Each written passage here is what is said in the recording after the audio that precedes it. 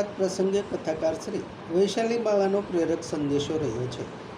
ભાદરવા માસ પિતૃ શ્રાદ્ધ પ્રસંગે કથાકાર શ્રી વૈશાલી બાળાએ પ્રેરક સંદેશો આપતા જણાવ્યું છે કે દિવંગત પિતૃઓને શ્રાદ્ધ વિધિ સાથે હયાત માવતર વડીલોની સેવા વધુ સાર્થક છે, જેને આપણે ભાદરવો મહિનો કહીએ છીએ અને એને આપણે પિતૃમાસ પણ કહીએ છીએ।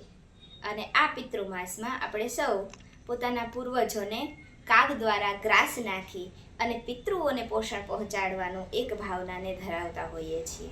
પણ એ ભાવના તો ખૂબ જ પવિત્ર છે, શુભ છે અને આપણા શાસ્ત્ર માન્યોક્ત છે અને એ કરવું જ જોઈએ।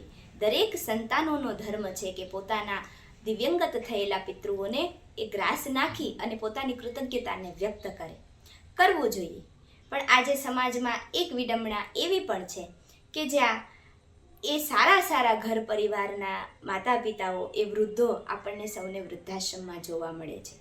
તો શું એક તરફ આપણે ગ્રાસ નાખીએ અને બીજી તરફ આપણા જ વૃદ્ધો વૃદ્ધાશ્રમમાં હોય? તો આ સંદેશો આપણે સમજવા જેવો છે કે જો આપણે દેવોને કરતાં પણ વિશેષ પિતૃઓને માનતા હોઈએ તો પછી એ પિતૃઓ જ્યારે આપણા ઘરમાં જીવંત વિરાજિત છે ત્યારે એમની પૂર્ણ હૃદયથી સેવા કરી લેવી જોઈએ। તો પછી ગ્રાસ નાખવાની, શ્રાદ્ધ નાખવાની, કોઈ વિધિ કરવાની, પીપળે જઈને પાણી રેડવાની પણ જરૂર નથી પડતી।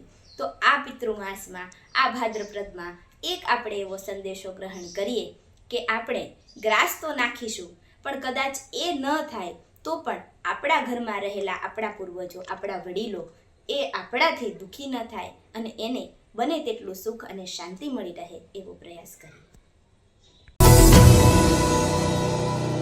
સમાજ માટે, સત્ય માટે, સત્યપૂર્ણ સમાચાર પ્રસારણ આપના મોબાઈલ પર તરત જ લાઈક કરો, શેર કરો અને સબસ્ક્રાઇબ પણ કરો અને હા, ઘંટડી વગાડવાનું ન ભૂલશો। આભાર। સમાજ માટે સત્ય સાથે સત્યપૂર્ણ અહેવાલ, સમાચાર તથા જાહેરાત પ્રસારિત કરવા સંપર્ક સાધો। સત્યપુંજ સમાચાર પ્રસારણ, લબ્ધિ કોમ્પ્લેક્સ, તાલુકા પંચાયત સામે, સિહોર।